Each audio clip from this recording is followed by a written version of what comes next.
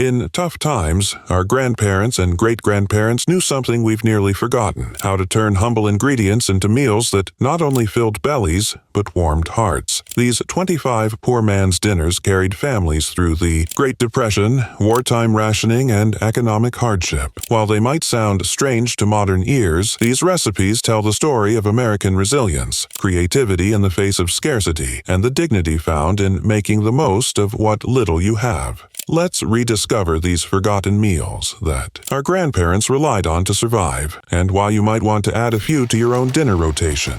Depression-era soup beans. Picture a cold Appalachian winter night, snow piling against cabin walls while inside, a pot of pinto beans simmers slowly on the wood stove. This wasn't just dinner.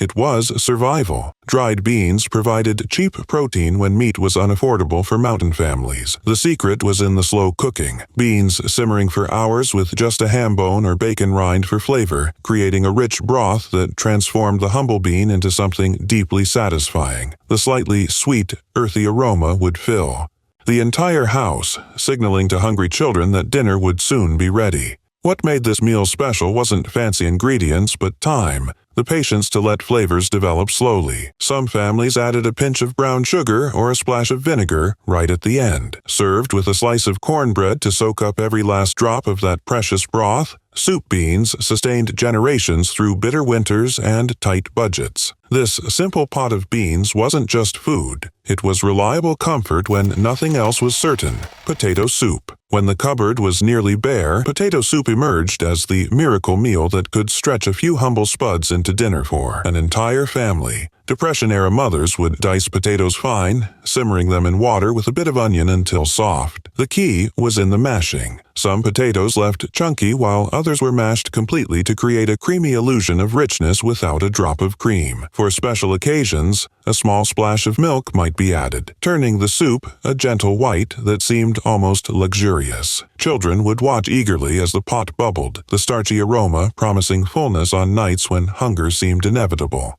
Some families added a sprinkle of chopped wild greens when available, or a pinch of paprika for color. This wasn't just soup, it was a mother's love made edible, turning the humblest root vegetable into something that could hold a family together through another day of hardship. Creamed chipped beef on toast. Military veterans knew it by less polite names, but creamed chipped beef on toast, or SOS, sustained both soldiers and civilians through depression and wartime rationing. Thinly sliced dried beef, shelf-stable and relatively cheap, was rehydrated and cooked in a simple white sauce, then served over toast. The salty beef provided protein while the milk-based sauce created satisfying richness and stretched the meat significantly. The creamy, savory mixture soaking into the crisp toast created textural contrast that elevated this budget meal beyond its humble ingredients.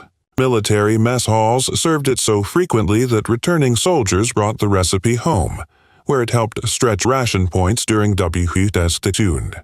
Families would sometimes substitute dried beef with small amounts of leftover meat, finely diced, to seem more abundant. Despite its origins and scarcity, this dish was so beloved that it transcended its budget status, appearing in diners and family restaurants for generations. Creamed chipped beef tells the story of how wartime necessity foods became cultural touchstones. Poor man's meal. A true Depression-era classic, poor man's meal represents ingenious simplicity. Diced potatoes and onions fried in a small amount of hot dog slices. Created by Irish immigrant families and perfected during hard times, this one skillet dinner maximized every calorie from cheap ingredients. The potatoes were cut small to cook quickly and save precious fuel, while the hot dog pieces were sliced thin to distribute their flavor throughout the dish. The magic happened. As the potatoes crisped in the small amount of fat released from the hot dogs, creating satisfying texture and golden caramelization. The sweet onions brought depth to the simple ingredients. Some families added a splash of vinegar at the end, or a few dashes of pepper sauce for brightness. This humble meal filled hungry bellies when paychecks ran short, providing carbohydrates for energy and small amounts of protein from the processed meat. What began as desperate innovation became comfort food, remembered fondly even decades later by children who had grown up during the Depression. Cabbage and noodles. Eastern European immigrants brought this frugal comfort food to America, where it became a Depression-era staple known as haluski. Simple egg noodles tossed with slowly caramelized cabbage created a meal that felt substantial, despite minimal ingredients. The secret was patience, cooking the cabbage long enough to bring out its natural sweetness, transforming a humble vegetable into something richly flavorful. Often made with just butter or bacon drippings for flavor, the dish relied on proper technique rather than expensive additions. The long, slow cooking of the cabbage melted its fibers into sweet, tender strands that clung to the noodles. Families stretched the dish further by adding a bit of sour cream if available, or a pinch of caraway seeds for sophisticated flavor.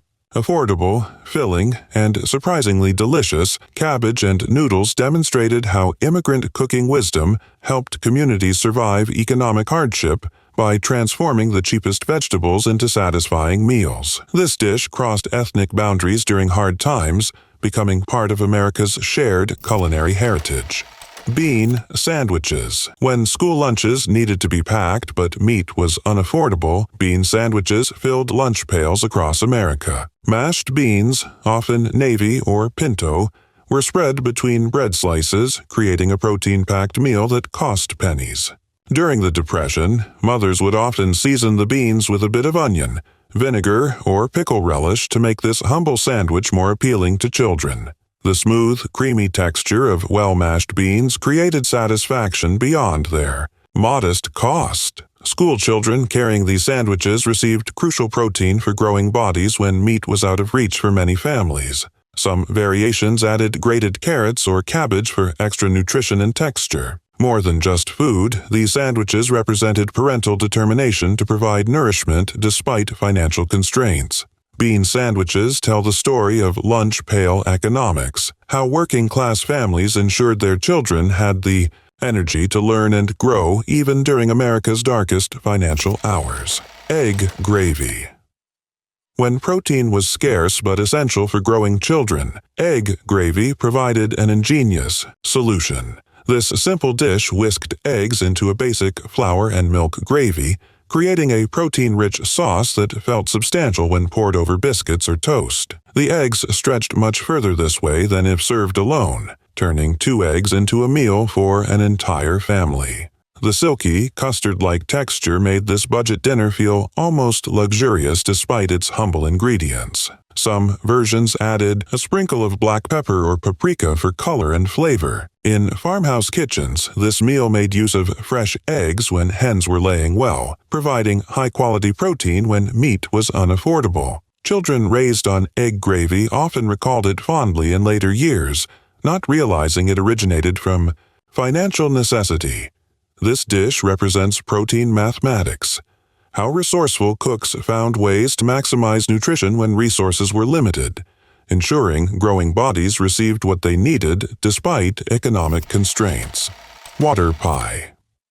Dessert seemed impossible during the depths of the Depression, until resourceful bakers created water pie, a magical custard-like dessert made when milk and eggs were luxuries beyond reach. True to its name, the pie used water as its main filling ingredient combined with a small amount of flour, sugar, vanilla, and butter. During baking, these simple ingredients transformed into a silky, butterscotch-like filling that seemed impossible given its humble components.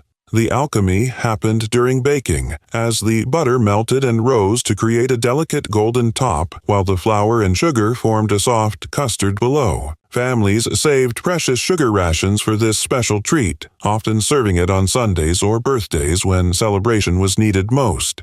The pie embodied culinary magic, creating something from nearly nothing through technique rather than expensive ingredients. Water pie tells the story of preserving happiness during hardship, how maintaining small pleasures and celebrations helped families maintain dignity and joy even in desperate times. Slumgullion.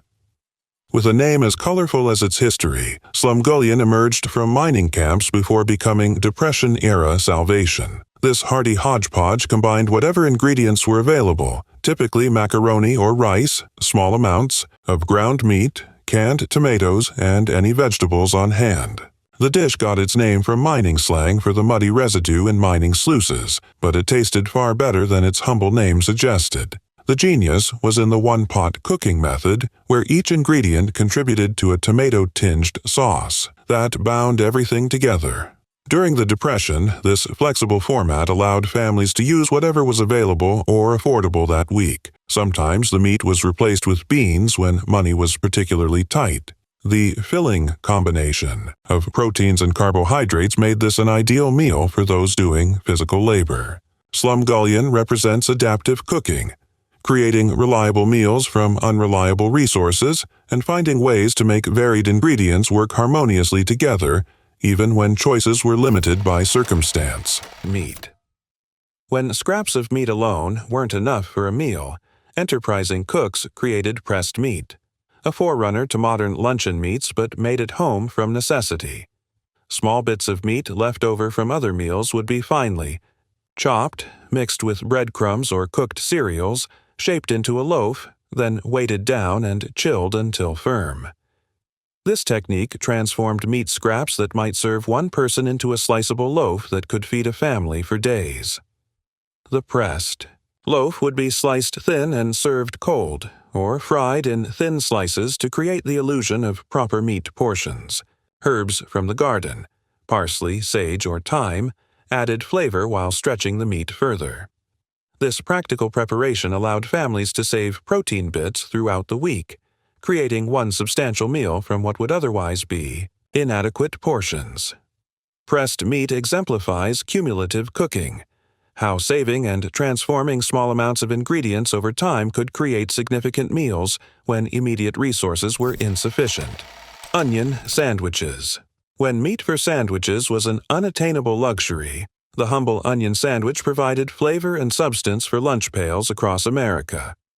Thin, sliced sweet onions between bread, spread with a bit of butter or dripping, sprinkled with salt and pepper, created a sandwich that was anything but boring. The crisp texture and pungent flavor made this simple meal satisfying in a way modern eaters might find surprising. Some workers preferred their onion sliced thick for substantial crunch, while others soaked thin slices briefly in cold water to remove some bite. This wasn't just a sandwich, it was practical nutrition, providing energy through carbohydrates and antibacterial properties from the raw onion during cold and flu season. Coal miners and factory workers particularly favored these sandwiches, as the strong smell discouraged others from stealing their lunch. Onion sandwiches represent sensory satisfaction during scarcity. How strong flavors could create fulfillment when calories alone were insufficient. Codfish gravy. In coastal communities where fishing sustained generations, codfish gravy turned humble preserved fish into a meal that could feed an entire family. Salt cod, preserved for long storage without refrigeration, would be soaked overnight to remove excess salt, then flaked and stirred into a simple white sauce made with flour, fat, and milk or water. This creamy mixture poured over potatoes or toast stretched protein in a way that felt substantial. The slightly sweet, oceanic flavor of the cod permeated the white sauce, creating a satisfying richness beyond its simple ingredients.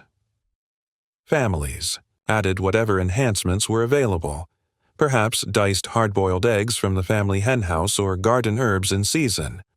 This meal connected coastal communities to their fishing heritage even when fresh catch was unaffordable. Codfish gravy represents cultural continuity during hardship, how traditional preparations evolved to meet economic constraints while maintaining connections to regional identity and food heritage. Dandelion greens. When grocery money ran out, wise grandmothers turned to their yards instead of the store, harvesting what others considered weeds. Dandelion greens, those same plants modern homeowners wage chemical warfare against, provided vital nutrition during the leanest times. Picked young before flowering, these slightly bitter greens were traditionally washed carefully, then sautéed with a bit of bacon grease or salt pork for flavor. The earthy, slightly peppery taste offered welcome variety when dinner options were monotonous. Rich in vitamins A and C, dandelions helped prevent the deficiency diseases that often accompanied poverty. Families would make collecting them a spring ritual, children helping to gather the tender new leaves while learning crucial foraging skills. Some Italian and Greek immigrant families maintained this tradition even after their financial circumstances improved, recognizing that this weed offered better nutrition than many store-bought vegetables. Dandelion greens weren't just free food, they were nature's multivitamin hiding in plain sight: salt pork and milk gravy. When meat was an unaffordable luxury, salt pork and milk gravy stretched a sliver of fat into a meal that felt substantial. This depression staple began with a small cube of salt pork, the cheapest cut available, slowly rendered in a cast-iron skillet until the fat melted into a shimmering pool. Flour would be whisked in to create a roux, then milk added gradually until a thick, creamy gravy formed. The rich, salty gravy poured over biscuits or potatoes created an illusion of abundance from almost nothing. The velvety texture coated the mouth with satisfying richness even when protein was scarce. Some families added black pepper for heat or a pinch of sage when available. Children who grew up with this meal often requested it well into adulthood, not realizing it originated from financial hardship rather than culinary tradition. Salt pork gravy represented kitchen alchemy at its finest, transforming the humblest ingredients into something that felt like comfort even in the hardest times. Meatloaf miracle. The legendary stretcher. Of modest meat portions, Depression-era meatloaf bore little resemblance to today's all-beef versions. These resourceful loaves combined small amounts of ground meat with bread soaked in milk, rolled oats, grated vegetables, and eggs when available, creating a substantial dinner from ingredients that would make only a few sparse burgers. The genius was in the binding ingredients, which absorbed the meat flavors throughout the loaf, creating the satisfaction of a meat-centered meal while using meat primarily as flavoring. Grated carrots, onions, and even apples added moisture and nutrition while stretching the protein further. Some recipes included a small amount of cheese rind grated fine for flavor. A thin tomato glaze made from thinned tomato soup created a special finish that made this economical dinner feel like a proper Sunday meal. Meatloaf represents transformative cooking, how binding agents and complementary ingredients could fundamentally change the nature of a protein, creating abundance. From scarcity, foraged fish stew. Along rivers and coastlines, families survived lean times by returning to ancient fishing practices combined with foraged greens and wild herbs. Fish that commercial operations rejected became sustenance for struggling families. Small panfish, trash fish rejected by markets, or whatever could be caught with simple gear. Combined with wild onions, dandelion greens, and herbs growing along watersheds, these humble ingredients became nourishing stews.